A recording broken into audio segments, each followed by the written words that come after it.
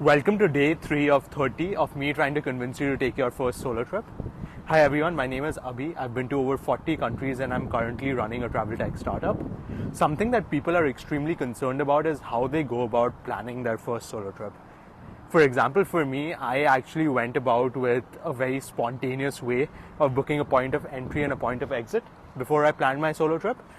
But if I were to recommend how you would plan a solo trip, I would 100% say that over-plan rather than under-plan.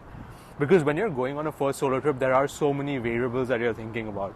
You don't know where you're going to be staying. You don't know what kind of people you're going to be meeting. You're already extremely anxious. In my situation, I was obviously stuck in certain instances where some of the hostels that I chose weren't the best. So when I went about kind of figuring out which hostels would make sense, a lot of the trip has already finished. I also did not plan how I was going to meet friends. I did not plan if there were any apps out there that would really help me interact with other people, find activities around me. So if you're about to take your first solo trip, what I recommend is really doing a deep dive into understanding which hostels are the best for you, because you end up meeting a lot of friends through the hostels.